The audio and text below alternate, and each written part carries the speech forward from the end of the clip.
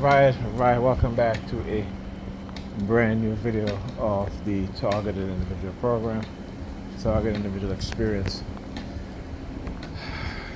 Well,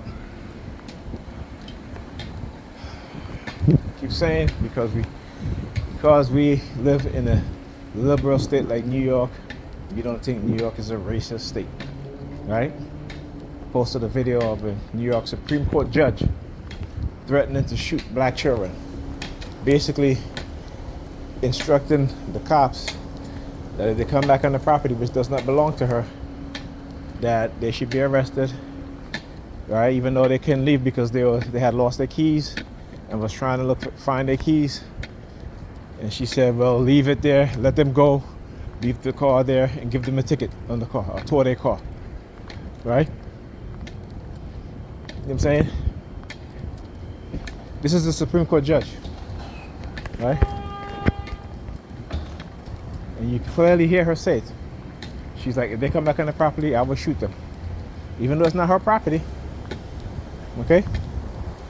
And even though you had adults in the home, they were having a graduation party that was giving teenagers alcohol. And of course, they were white, so, forget about all of that. Because the cops said to her, well, there were adults there giving teenagers alcohol, right? She didn't say, arrest the adults. She said to shoot the black teenagers. Again, Supreme Court judge. So yeah, New York is not racist.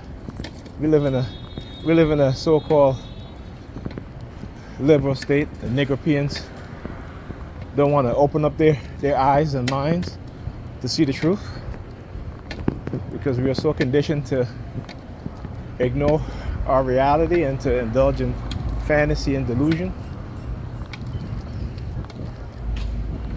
Right? This is what they've made us. Right? They dumb down our mindset, our mentality, our intelligence. This is why the white supremacist says what he says. There go your future engineers. Right? They know what it is that they're doing. Right? And they got you dumbasses keep believing it and getting you to destroy each other, right? Including those who they see as a threat. And they devise ways, right? There's a reason why they talk about they go your black engineers, because they know that they have basically created situations to dumb us down or to keep us out of certain occupation, right? Because how are you going to move your people forward if you have no engineers, if you have no scientists, if you have no computer scientists, if you have no computer engineers, right? If you have not enough doctors, conscious doctors, right? We see it in the military. You have black doctors talk about what? Black doctors talk about what? About how in the military, how they're being discriminated against. We see it in hospitals where black doctors say that they have been discriminated against. Why? For asserting themselves, right? For being brilliant, right? For caring about black people and caring about their patients. Okay? So yeah. That's what happens.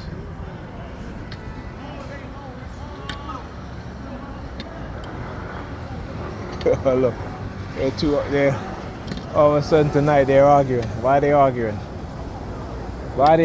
Because today I was talking about unity, right? Because too many times, one group of black people who are in an organization, instead of trying to go and find out what, there you go, New York Prayer Department again. Like I said, they will be out here because what? They feel emboldened. But anyway, as I was saying, right? So instead of realizing that they have the same goal, and instead of sitting down and coming to an agreeable consensus, an agreeable set of ideals, right? Everyone want to be egotistical and and again, but this is what they do. We can see how white people get behind their leaders, right? We can see how white people can elect a leader of an organization. Okay, sometimes you got to put your ego aside. Sometimes you got to say, look, you know what? Rather than, try to engage in my own agenda, let me put the person in who is right. Okay? I might be right in other areas, but sometimes when it comes to leadership, you have to recognize if leadership in other leaders. Okay? You have to recognize certain qualities that you may not have, even though you yourself are a leader. Okay? Because overall, there's only, in the top of an organization, they have a CEO, right? In every business, there's a CEO. And then you have managers, supervisors, what have you. Right? In every government agency, there's a what? There's a manager.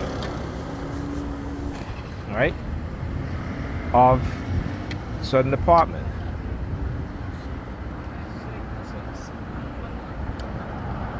This is why Tyler Perry, like I said, you have Tyler Perry who, as entertaining and as smart as he may be, and I say smart, not brilliant, as smart as he may be, he's really not that smart, because he wants to do everything by himself instead of hiring people. Because why? He wants to take all the credit. His ego. Right? His ego. And you can hire other writers. Write script. Then you can read the script. You can make the changes. But he wants to write, direct, and do everything by himself. It's selfishness. Right? Dr. Umar Johnson wants to do everything by himself. It's fine. But if you had people who want to support you in your goal, why not include them? Right? Why not include them? You can be the chief, right? You can be the top chief, but you need people who are going to understand your vision, right? And who can bring what you need for you to accomplish what you're trying to accomplish quicker and sooner. All right? So the ego, again, the lack of respect. That's what's happening. But anyway, I was washing dishes, and it was something that I said. Right? They were talking about, this was the Wall Street Journal. You have to understand, the Wall Street Journal is a conservative paper. Okay? So they're talking about Trump. The Republicans don't attempt any grab for power, and I'm like, I said to myself, yeah, they got to be a Republican paper, a conservative paper, because for years the Republican main goal was to usurp the Constitution, right? Was to do a power grab, was to, engage in silent revolution so they can create a religious nation under Christianity. Again, false Christianity, right? Or their version of Christianity. And, so, we see that with the Supreme Court. We saw what they did, right? Then Obama was president. What happened? Right? They did not have any hearings. And what did they say? They said, we're going to make President Obama a lame duck president. And for his second term, they did, for the most part. So we talk about power grab. Yeah, these people, that's what they want. And religion is, like I said, there have been memos that there have been, these conservative churches, Republican churches have been going around pastors, going to the black community, going to black churches, and manipulate them to get them to think how they want them to think, to vote how they want them to vote. And black people, you know, we're like, oh, let's bring God back into school. Let's bring God back into the government. Well, let me tell you, I just watched a white woman told a black woman that she cannot enter her establishment because of her attire. And there was really nothing wrong with her attire. She was wearing a crop top, two-piece, a skirt with a crop top, right? Okay, and telling her this while saying that her dress is inappropriate, while the waitresses, right, were also wearing attire that you would consider to be inappropriate if a black woman was to wear it. But these are your God-fearing Christians, right? The one who you all Negropeans want to align yourself. We're talking about bringing God back into government and God back into the school. Well, if you get what you wish for, you're going to regret it. I will guarantee you that. Anytime they bring God back into school and God back into the government, you're going to regret it. Okay? So you can't complain about discrimination and you're being discriminated against. Right? Because those are Christians that are doing the discrimination. Okay? See, it sounds good. You know, it sounds good. Right? It does. It sounds good. It sounds great. Right? Because we're emotional. We're tied up into Jesus. You know, we're going to make Jesus black. I used to do the same thing too. Jesus never existed. Not the one in the Bible. Okay? All right? And again, which Jesus you're talking about? You know, cookie walking, yawning. Right? So what happened with Paul? The Apostle Paul, like I said, he was a government agent. He was a Roman agent, a Roman plant. Okay? This is what they did. Like I said, y'all don't believe in Christ because 87% of what this Christ said in the Bible, the so-called Bible that you have, is not of his saying. And again, I'm not saying this. This is the consensus on biblical scholarship. Right? If you go and read the Dead Sea Scrolls, you get a different version of Jesus. Or I should say Yeshua. Right? You get a more radical version. You get a version who tells you that this God Jehovah or Yahweh is of no relation to him. That he is a warring God, that he is a maniacal God. Okay? That he is a mad God. You know, but you're afraid because this weapon called the Bible have been used to scare the living daylights out of you. You think you're gonna burn in hell if you don't believe in Jesus. Right? But it is a weapon. It is a weapon. That Bible you're reading, it is a weapon against your mind.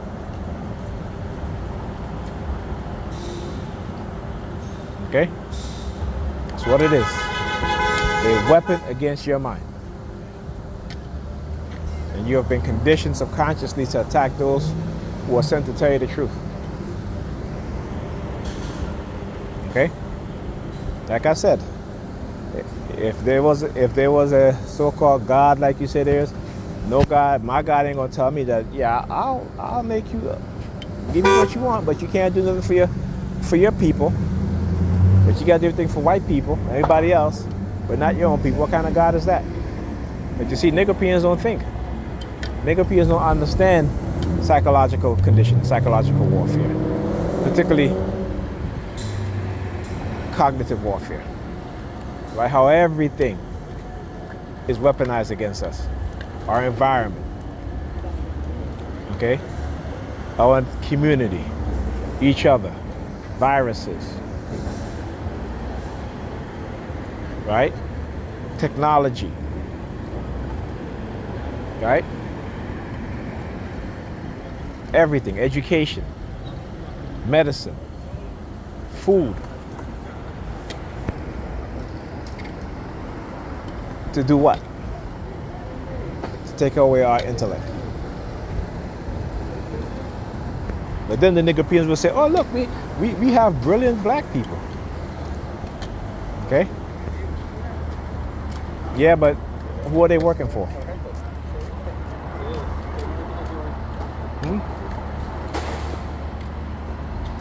Is their brilliance benefiting us as a people? Or their brilliance benefiting everybody else? All right? The mentally injured guy again. You guys know the routine. You see the... I like... Nice Corvette. Nice Corvette. Yeah, so all there is their brilliance benefiting our people.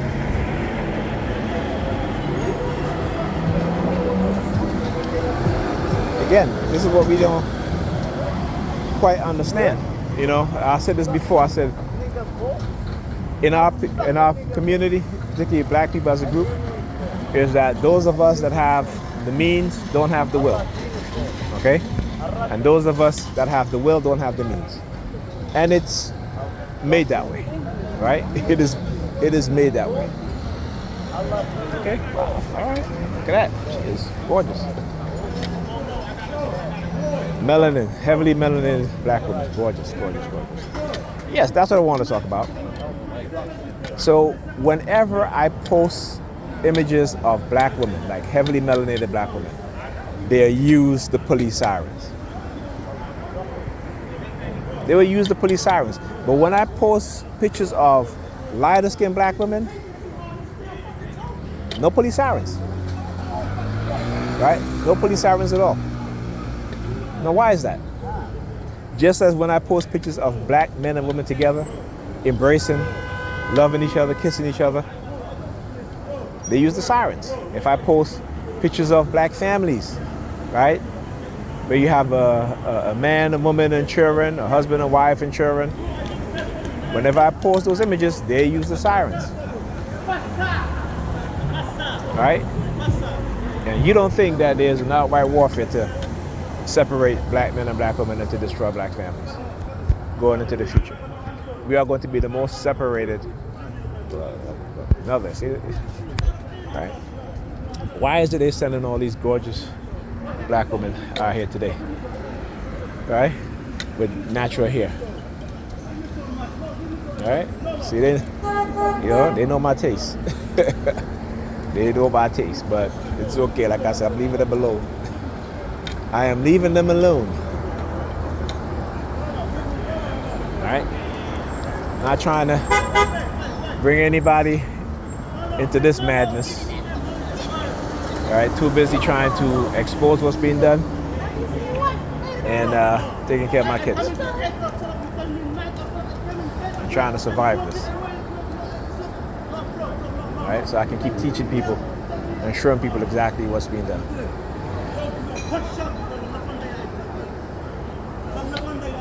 So yeah. But yeah, like I said, for me that shows me and that tells me exactly what's being done. That's what that shows me. It tells me exactly what's being done. Shaking her keys as she walks past me. I should tell you that no, they're gonna try to say like I'm being divisive. No, they're being divisive. And they do it. Why they do it? Because again, money. Money. If you can convince enough black women to do things in which they can manipulate their men to either give them money or to get money from them, they'll jump on it because they know exactly how women are. Remember I talk about they create our personalities, our wants, our likes, even our needs. Because when you are a people without power, when you are a people without the ownership of the resources that you need to survive as a people, when other groups of people control that, right? What can you do? Right? You are at their mercy. You are at their mercy for education. You are at their mercy for food, for shelter, for medicine, right? For clothing. Okay? For entertainment, you are at their mercy. I want you guys to think about this as black people, and me as a black, but also as a TI. Why isn't there any black social network like Instagram, Facebook? And there used to be, right? MySpace was one. Okay? So there used to be, but why? Because we're not allowed to. We are not allowed to. I mean, it was a young black man that wrote the algorithm for Instagram. So we have the ability, we have the skills, the knowledge. We just don't have the financial resources. We just don't have the people who amongst us who have those financial resources to believe in us and to invest. And that's a problem. That is a problem for black people in America and throughout the world. Right? When we don't have the belief in each other, right? We tend not to invest in each other. All right, talk to you guys in the next video.